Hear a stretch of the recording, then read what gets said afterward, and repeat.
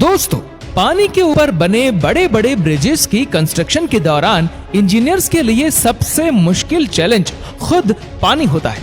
तो आज हम बात करेंगे कि पानी के ऊपर ब्रिजेस कैसे बनाए जाते हैं। दोस्तों, हमें पता नहीं कि कितने लोग ब्रिजेस के ऊपर से रोजाना गुजरते हैं, लेकिन हम में से ज्यादातर लोग इसमें छुपे कंस्ट्रक्शन के मास्टरपीस पर बिल्कुल भी ध्यान नहीं देते।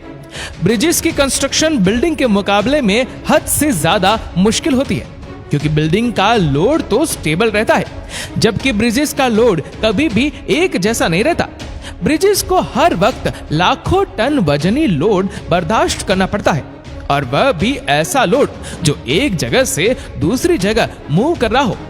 जैसे जैसे आबादी बढ़ती जा रही है, वैसे वैसे ब्रिजेस का इम्पोर्टेंट भी बढ़ता जा रहा है, और ये इम्पोर्टेंट उस टाइम पर मजीद बढ़ जाता है जब ब्रिजेस जमीन पर नहीं बल्कि पानी के ऊपर बने हो। जी हाँ, जहाँ जमीन पर ब्रिजेस की कंस्ट्रक्शन में वर्कर्स को मुश्किल तरीन चैलेंजेस का सामना करना पड़ता है, वहीं पानी पर ब्रिजेस की कंस्ट्रक्शन में 10 गुना ज्यादा चैलेंजेस आते हैं। पानी पर ब्रिजेस बनाने में एक एक इंच क्या, एक एक मिलीमीटर भी पहले से कैलकुलेटेड होता है, क्योंकि अगर एक भी मिलीमीटर की गलती हुई तो अरबों रुपए और लाखों जाने एक ही झटके में ढेर हो सकती है। चाहे घर की कंस्ट्रक्शन हो या फिर बिल्डिंग की, इन सब में एक चीज कॉमन होती है, और वह है इनकी फाउंडेशन। जैसे फाउंडेशन के बगैर कोई भी स्ट्रक्चर नहीं बन सकता, वैसे ही फाउंडेशन के बगैर ब्रिजेस की कंस्ट्रक्शन भी मुमकिन नहीं है। अब सवाल ये उठता है कि गहरे समंदर और दरिया पर बने ब्रिजेस की फाउंडेशन तो पानी के भी अंदर होती है, लेकिन पानी के अंदर ये फाउंडेशन आखिर बनाई कैसे जाती है? कैसे लहरों के नीचे अरबों लीटर पानी में इस काम को अंजाम दिया जाता है? और समंदर के अंदर बनी फाउंडेशन कैसे इतनी मजबूत होती है, जो पानी और लहरों के प्रेशर में भी ब्रिज को मजबूती से पकड़े रखती है? ये सब आप जान सकेंगे आज की इस वीडियो में। दोस्तों, पानी में कंस्ट्रक्शन करने के लिए इंजीनियर का सबसे पहला टास्क होता है पानी की गहराई देखना, और साथ साथ पानी के नीचे जो जमीन है उसके बारे में इंफॉर्मेशन कलेक्ट करना। पानी की गहराई कितनी है, पानी के नीचे जमीन पथरीली है या रेतीली, ये जानकारी हासिल करने के लिए प्रोफेशनल स्कूबा ड्राइवर समंदर के बॉटम तक जाते हैं, और कई हफ्तों तक सिर्फ इंफॉर्मेशन कलेक्शन का ही काम चलता रहता है। अगर पानी कम होगा तो फाउंडेशन के कंस्ट्रक्शन में भी आसानी होगी, लेकिन अगर पानी गहरा निकला तो वर्कर्स की जान को खतरा भी होगा। साथ साथ कंस्ट्रक्शन कॉस्ट और मेहनत दोनों 10 गुना ज्यादा बढ़ जाएंगी। इंफॉर्मेशन कलेक्शन के बाद जो फेज आता है वह सबसे ज्यादा इंपॉर्टेंट होता है, कि आखिर अब स्ट्रक्चर बनाने के लिए पानी को इस जगह से कैसे हटाया जाए। जी हाँ, चाहे पानी कितना भी गहरा क्यों ना हो, जिस जगह फाउंडेशन बनानी होती है उस जगह से पानी हटाना पड़ता है, लेकिन इतना गहरा पानी आखिर हटाया कैसे जाए?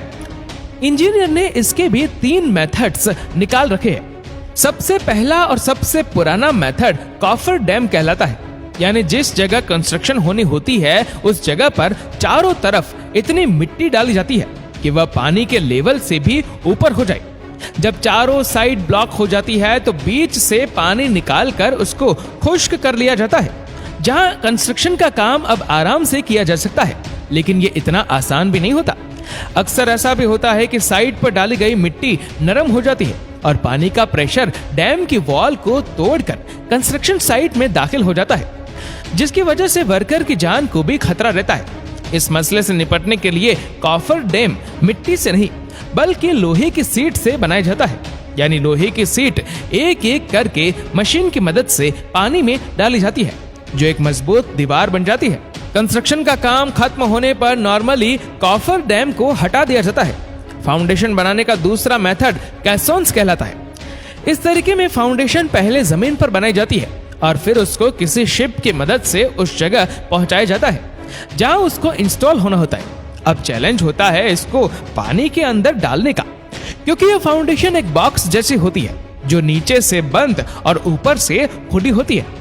अगर इसको ऐसे ही पानी में डाला गया तो ये पानी के ऊपर ही तैरती रहेगी, जैसा कि ये गिलास पानी में तैरता आप देख सकते हैं। ये फाउंडेशन पानी पर फ्लोट ना करे, इसके लिए इंजीनियर के पास एक तरीका होता है, अगर पानी ज्यादा गहरा होता है तो पहले शिप की मदद से बड़े बड़े पत्थर डालकर पानी के नीचे जमीन की भराई की जाती है और फिर कैसोन को पत्थरों के इस पहाड़ पर शिफ्ट क्रेन की मदद से रख दिया जाता है और आखिरकार में इसके अंदर ऊपर से कंक्रीट डालकर इसको और ज्यादा वजनी, लेकिन अगर पानी इससे भी ज्यादा गहरा हो तो फिर क्या किया जाए? इसके लिए फाउंडेशन बनाने का तीसरा मेथड इस्तेमाल किया जाता है जिसको बैटर्ड पाइल्स भी कहा जाता है। इस मेथड में लोहे के बड़े बड़े पाइप्स को शिप की मदद से कंस्ट्रक्शन साइट पर पहले ट्रांसपोर्ट किया जाता है। प्लान ये होता है कि पहले इन पाइप्स को पानी के नीचे जमीन में धंसाया जाए, लेकिन धंसाने का काम आखिर मुमकिन कैसे होगा? ये पाइप इतने हल्के तो होते नहीं कि इनको इतनी आराम से जमीन के अंदर धंसाया जा सके। आखिरकार एक एक पाइप हजारों टन वजनी होता है। इसके लिए स्पेशल किस्म के बड़े बड़े हैमर्स शिप पर इंस्टॉल करके एक कंस्ट्रक्शन साइट से मंगाए जाते हैं, जो इन पाइप को लगातार ठोक ठोक कर जमीन में इतना ज्यादा धंसा देते हैं कि अब बड़ी बड़ी लहरें हो या समंदरी तूफान इन पाइप को 1 मिलीमीटर भी इधर से उधर नहीं कर सकते। अब पानी के बीचों बीच एक मजबूत और ठोस फाउंडेशन तैयार है जिसके ऊपर ब्रिज की कंस्ट्रक्शन की जा सकती है। लेकिन यह सब इतना आसान भी नहीं होता जितना आसान ये कहने और सुनने में लगता है। इस सारे प्रोसेस में सालों की मेहनत और कई जानें भी गंवाई जाती है। तो आइए अब देखते हैं जमीन और पानी पर बनाए गए दुनिया के 5 सबसे लंबे और बड़े ब्रिजेस। नंबर 5, 2008 में कंप्लीट होने वाला वाइन वाई ग्रांड ब्रिज चाइना में मौजूद है जो 80 किलोमीटर लंबा है। नंबर 4, दुनिया का चौथा लंबा ब्रिज भी चाइना में ही मौजूद है जो कैंज ग्रैंड ब्रिज कहलाता है और यह ब्रिज 106 किलोमीटर लंबा है। नंबर 3, सिर्फ 4 सालों में कंप्लीट होने वाला यह ब्रिज भी चाइना में मौजूद है जो टियानजिन ग्रैंड ब्रिज के नाम से जाना जाता है। यह ब्रिज 140 किलोमीटर लंबा है। नंबर 2, दुनिया का दूसरा लंबा ब्रिज 157 किलोमीटर लंबा है जो ताइवान में मौजूद जैगवा वायडक्ट के नाम से मशहूर है। और नंबर 1, दुनिया का सबसे लंबा तरीन ब्रिज चाइना में मौजूद है जो सिर्फ 5 सालों में तैयार कर लिया गया है, जो हैरत अंगेज तौर पर 165 किलोमीटर लंबा है। इस ब्रिज को बनाने में 10,000 वर्कर एक ही वक्त में काम करते थे और इस पर टोटल 640 अरब रुपयों का खर्चा हुआ। दोस्तों, उम्मीद है इस वीडियो से मिलने वाली जानकारी आप सिर्फ अपने आप तक ही नहीं रखेंगे। अगर वीडियो अच्छी लगी है तो इसको भर भर के लाइक करें और दोस्तों के साथ भी शेयर करें। और दोस्तों, ऐसी ही और भी रोचक जानकारियों के लिए सब्सक्राइब करें हमारे YouTube चैनल को और Facebook पर फॉलो करें हमारे पेज को। धन्यवाद।